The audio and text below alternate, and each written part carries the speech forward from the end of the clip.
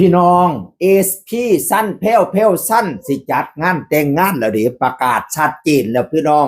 ได้เลิกงามย่ามดีมือสันวันสอบมือประกอบวันดีโหดได้เฟดของแต่ละคนแล้วพี่น้องสั้นไม่ทองคำน้องสั้นไม่ทองคำกับมาโพดว่างานแต่งผมกับแพรววันที่19มคลูกหัวใจสีแดงองค์ตรงรายละเอียดทุกอย่างรอผมกับแพรวลงบอกช่องเดียวเท่านั้นนะครับตอนนี้กำลังเตรียมงานครับวสันว่าถ่ายรูปคู่กันเจ้าสาวกับผู้งามเจ้าบ่าวกับผู้รอพี่น้องเพิ่นกับเปิ้นเบิ้นดูเขาจูนพูนเขาปั่นไข่ปอกเขาปั่นดอกไฟเขาปั่นลูกจิกเนาะโอ้ยสวยงามรูปหล่อพี่น้องผู้เปิ้นหักเพิ่นกับมาเชียขันพูนเบิ้นบ่หักนั่นการุณาเรียนผ่านเด้อพี่น้องอย่าสุเวเขามาด่ามาอย่าสุเวเขามาด่ากันมันบ่ดีบัดนี้แล้วก็มาบอกว่าเริ่มพิมพ์การ์ดแล้วครับว่าซั่นมาแล้วก็มาชี้แจงว่าสิไปแจกการ์ดผู้นั้นผู้นี้ผู้รักผู้ใหญ่FC ก็สิแจกทั้งออนไลน์เด้อก็สิบอกข่าวทั้งออนไลน์เด้อว่าซั่นว่านั่นน่ะทางแพ้วเผาก็มาโพสต์รูปคู่เป็นรูปแบบไทยชุดไทยพี่น้องผู้สาวใส่ชุดไทยสมัยรัตนโกสินทร์ไทยจักรีผู้บ่าวก็ใส่จงกระเบนแล้วก็เขียนว่าผู้ชายเท่ๆที่ดูแลฉันแต่ง19มกราคม69พนาวานานะมันกันเป็นความหักที่FCเพิ่นซื่นส้มพี่น้องไปคนก็เข้าไปไหว้พ่อเนาะฟังFCเพิ่นก็ได้ฉันเนี่ยเข้ามาในชีวิตแพ้วเผาตอนแรกมาร่วมงานกันไปร่วมกันมากลายเป็นคู่จินเนาะที่เฮาเห็นนั่นน่ะกินกันไปกินกันมากับประกาศเป็นคู่หักกันสัตว์ขอแต่งงานกันสัตว์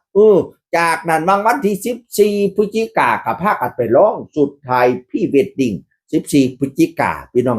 บัดนี้เขาประกาศลงเฟซลงอะไรทำไมเพิ่นว่าสิจัดงานแต่ง19มกราคมพนาวานั่นโอ้ย FC ก็ซื่นส้มยินดีปีดาเป็นตาหนายผู้เพิ่นหักเพิ่นแพงเนาะผู้เพิ่นบ่ฮักเพิ่นก็สิเบะปากในจังคันเบะปากก็เลี่ยนผ่านเด้ออย่าสุเข้ามาด่ามากันพี่น้องบางคนก็ตีนั่นตีนี่เนาะสิก็ไปกันได้จักน้ำเนาะจังนั้นก็สิมาปอกลอกอิดเท่ามาเกาะแม่ยิ่งกินจักน้อยก็ปากันก็สิทาเบิ่งสิได้ไปจักน้ำว่าซั่นว่านั่นน่ะน้อมก็บ่แน่เนาะหรอกชีวิตคู่หัวผัวเมียนั่นบ่แม่นว่าแต่กูนี่กูไทยเฮาเจ้าข่อยก็คือกันจักว่าสิอยู่นำกันไปจักวันจักเดือนจักมือไม่มีอะไรแน่นอนดอกพี่น้อง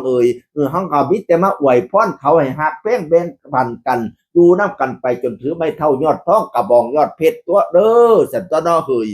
เลี้ยงอนาคตบ่มีผู้ใดสิช่องชอดดอกพี่น้องผู้ลางคนก็แซะมาอีกอย่าว่าอนาคตแต่ปัจจุบันนี่มันก็บ่เฮ็ดหยังมันมาขอกินขอเมียกินว่าซั่นว่านั่นโอ้ยก็ว่าเขาโพดเขาก็ไปงานนั่นงานนี้เขาก็มีรายได้รายดีอยู่เขานั่นล่ะบ่ได้น้อยก็ได้หลายที่สำคัญมันได้หลายกว่าหลายคนนะหลายกว่าคนที่แซะอีกหลายกว่าข่อยจะเท่าพวกพี่น้องก็ว่าเขาโพดเนาะไปขออยู่ขอกินเนาะเห็นว่ากระไดเนาะค่ะเขามานัดเอเลกอยู่เสียให้ผู้สาวป้อนข้าวป้อนน้ำบ่ลูกบ่ย่ออีหยังอันนั้นจังมาขออยู่ขอกินอยู่อันนี้เขาก็เฮ็ดนั่นเฮ็ดนี่อยู่ขายของออนไลน์เขาก็ขายไปคอนเสิร์ตเขาก็ไปกลุ่มปิดเขาก็เฮ็ดเขาก็เฮ็ดตามเวียกตามงานที่เขามีนั่นล่ะพี่น้องเห็นว่ากระไดเนาะผู้เสกก็เสผู้เสียก็เสียไปผู้บ่เสียก็เลียนผ่านสำหรับพี่น้องแนวเพิ่นแต่งงานกันสิแต่งงานกันเป็นคู่หัวผัวเมียกันแล้วก็มาอวยพรให้เพิ่นสั่นตัวเนาะผู้เพิ่นบ่ฮักก็ผ่านไปผู้เพิ่นฮักก็เวมาอวยพรให้ฮักกันแพ่งกันเด้อให้เจ้าคำเจ้าพูนเพิ่มพูนไปสารบริวารความพร้อมคนน้อมนับถือเงินคำอย่าได้ขาดมือขาดถุงขาดไทยให้เด้ออยู่บ้านหลังใหญ่ภาษาเงินภาษาคำคอยขาให้น้ำเป็นหมื่นเป็นแสนสายนิ่งสายแน่นหักกันฮอดเท่าตาบเท่าห้อยปีพันปีเป็นผัวหังเมียมีผัวหมันเมียยืนทุกวันขึ้นจงอยู่สวัสดีด้วยขาเทินให้คำให้คุ้นเด้อให้ได้เป็นพ่อเป็นแม่คุ้นเฮือนหลายปีเดือนให้เจ้าได้ลูกน้อยให้มีคอยขาและเงินคำมีผู้นำเงินด้านให้ได้อยู่บ้านหลังงามมีนาธรรมพันให้หมูหมาพุดเป็ดไก่สร้างมั่งงัวควายตื่นย่ำเจ้าย่ำสวยให้เจ้าได้เงินล้านออกจากบ้านจะได้มีศัตรูให้มีคนซอยสู้ซอยขนซอยหาบ มีโชคลาภเนื่องน้องมีเข้าของเน่นอังให้ได้นั่งเป็นเศรษฐีสองสามีภรรยาก้นคูให้เจ้าอยู่ถาวรย่ำกินย่ำนอนอย่าได้อึดได้ไรอยากของหล่นปากซับ